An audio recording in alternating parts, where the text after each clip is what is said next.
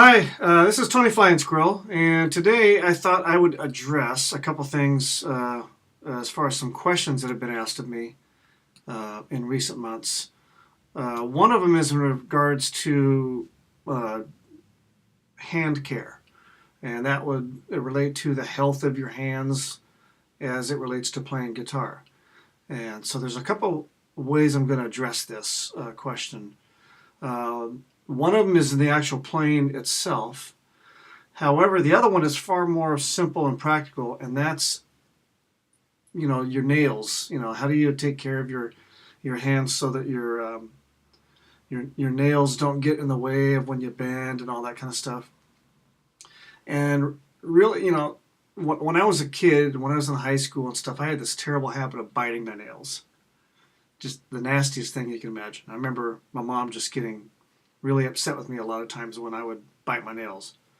And so then, as I started playing more, I started to find that there is a comfort zone in which that when you are playing, you encounter if your nails are too long, when you bend strings, the string can pull up underneath your nail, and that can be painful.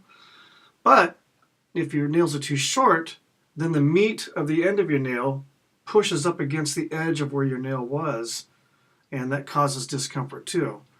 So what I've started doing in the last 10 or 15 years in particular is I don't even clip my nails. I always file them, and I either file them with a diamond file or I use an emery board.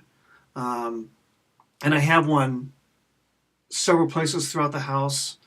I have I have them in my desk drawer at work. I even have them in the utility thing in the car, and I have them here in my desk in the studio.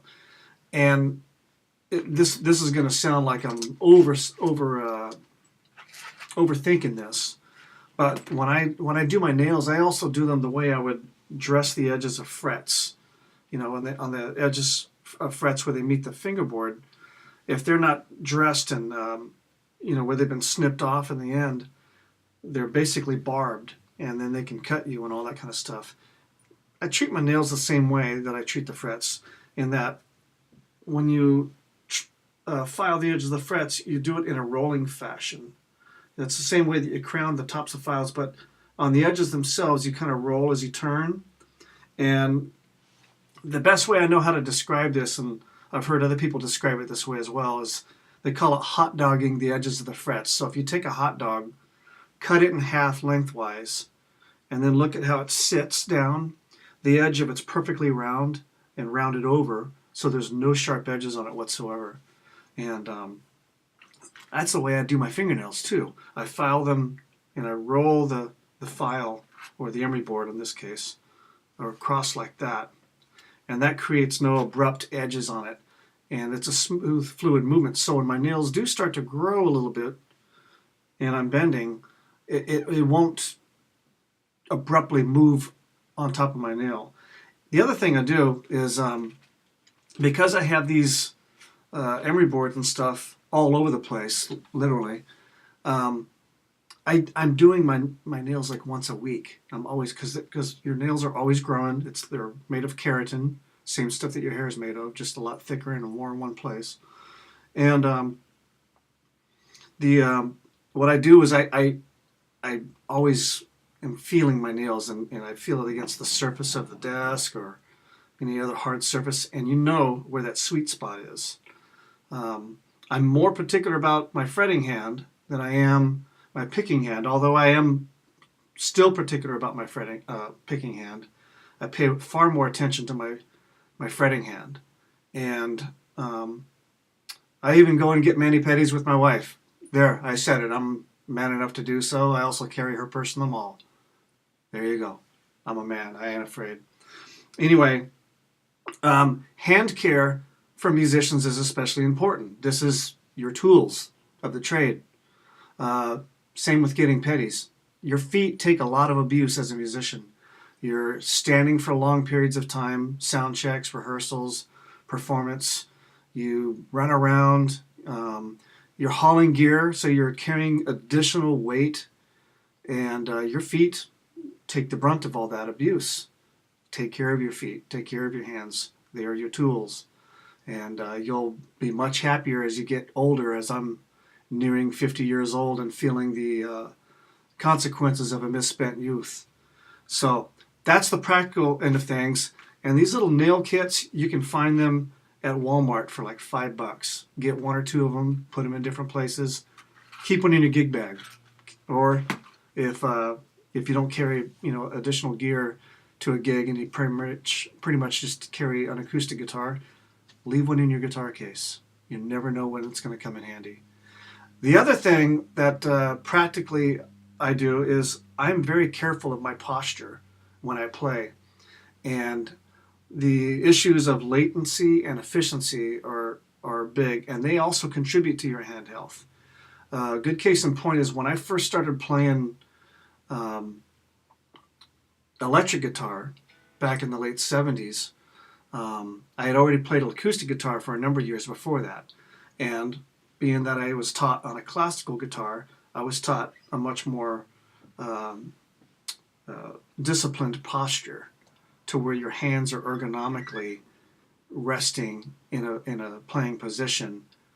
Then when I went to go play electric guitar, and I wanted to be cool like everybody else, so instead of playing up here like I was used to with the nylon string guitar on my lap, I went to go and doing this because I wanted to look cool like everybody else.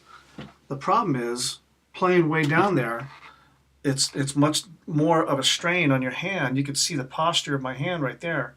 It's not a natural position. Up here is much more natural. So over the years, I developed just this kind of natural tendency to tighten my guitar strap up even more, bring my guitar from down here up to here. And the way my guitar is shaped, this is my TFS Custom, the way this guitar is shaped facilitates that even more. Later on in about 1983, Pops, my grandfather, got me an Ibanez Flying V. It was a 82 Ibanez Rocket Roll 2 RR 550. And so I got used to pushing that posture by putting my leg up against that one wing, and I started playing like this, much like a cello player would, or a violin player when they're playing more like, up there and all that. Yeah, and I found that a lot of the guitar players that I really admired that had a really good efficient technique had this similar posture. It was much more disciplined. It was maybe less cool looking, but it facilitated hand health.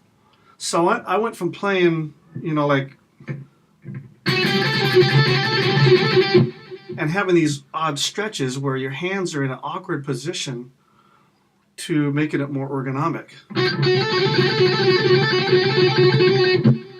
The other thing I learned, partly from watching videos, was a lot of the LA players that were coming out in the 80s that basically just got signed because they had a good hit single and stuff. Some of them had some very undisciplined playing habits, primarily with the fretting hand, and that had to do with the issues of latency. Latency means the distance of time between it takes for your finger to leave the fretboard as a note is played and then return to the fretboard. Well, if you're playing in a way like this, where your hands are like, your hands are coming way off the fingerboard, and it takes longer for you to get back. If you're playing faster runs, this becomes a challenge because now you have to fight time in addition to your own physical limitations. So I got a video called Speed Picking from Frank Gambale. Frank Gambale is a jazz fusion guitar player.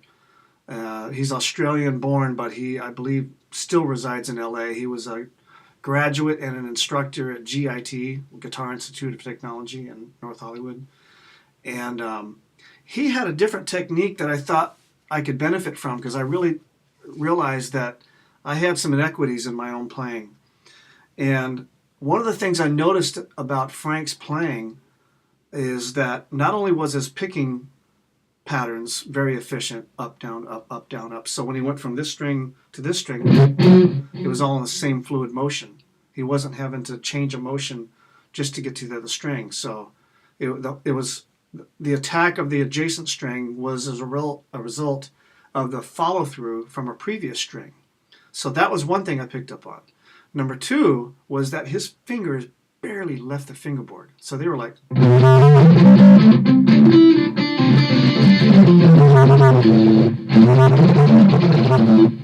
And I thought, that's one of the things that I wanted to improve upon. So I literally took the next 6 months to a year and really tried to redefine the way I play. I kind of had to learn how to play over again, and tighten up that relationship between the picking hand and the fretting hand.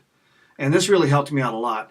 The one thing that I still find to this day, some 25 years after watching that video and having it and going over and over, is the pinky. And the pinky tends to have this motion that mimics what the ring finger is doing. Part of that has to do with the way this tendon that runs along here and up your wrist behaves. So I've seen some guitar players that when they bend a string, that their fingers way back like this. And I used to do that. I don't anymore. What I found though is that when I do bend, this pinky wants to ride out here a little bit, and it has to do with the way this muscle tightens up and all that. So that's still something I'm working on. I'm hoping to improve upon. I'm not one of those guys that can find it real comfortable to bend with the pinky. I can do it. It's just not something that is a natural motion for me. So that's an area that I'm working on to improve by practicing bending with my pinky. I'm a firm believer that one of the best ways to overcome a challenge is to bite off more than you can chew, then start chewing. And that's what I'm chewing on. So these things can all work in concert with each other to improve your overall health as far as your tools to play with, your hands, your feet, your back, even the way that you look down on the guitar when you're playing, which is a terrible strain on your neck. But if you can get used to looking at the side dots rather than the face dots, you can start to play in a way that's a little bit easier to work with over a long period of time.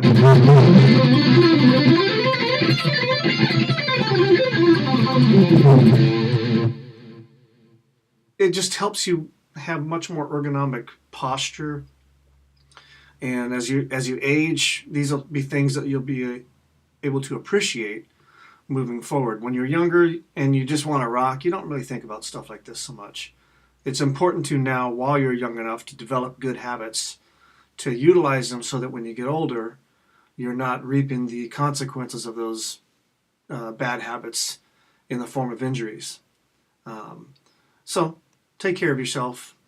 Eat well, exercise, use good posture, and try to find ways to make your playing more efficient as far as the motion of it without the sacrifice of music value. So in other words, don't be technical just for technical's sake. Be technical because it services a practical need to help you be more expressive. So, and that's about it. If you look at the way I play from the side, you'll find that there's a pretty intricate relationship between my left hand and right hand. And that I'm trying to be very conscious of what I'm doing so that I'm not using bad technique and playing sloppier. So you see my hand is relaxed. I'm not stressing to do something. And even when it comes to doing things with wide stretches, I used to do a lot of wide stretches. There was one in particular in a song that had a stretch of 8 frets. That's a lot for even larger hands, and that stretch sounded like. I don't do stuff like that as often anymore. I remember when I first learned how to play Eruption by Van Halen when I was 14 or 15 back in the early 80s. That one stretch into the violin part everybody refers to.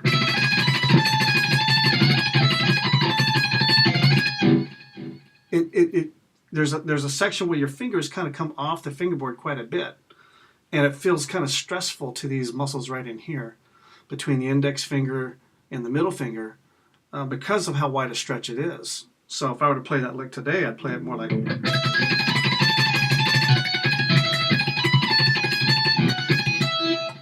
That's only a 5 fret, 1, 2, 3, 1, 2. It's only a 4 fret reach versus an 8 fret reach. It's a little bit more efficient in the playing. Now, if I was doing tapping things or something like that, that'd be a little bit different. That's much more difficult to facilitate with wider reaches, hence the reason for the tap. But on a run like that, if you can shorten up the range of motion, your hands will appreciate it, and you'll appreciate your hands 25 years later. So hope that was helpful to you.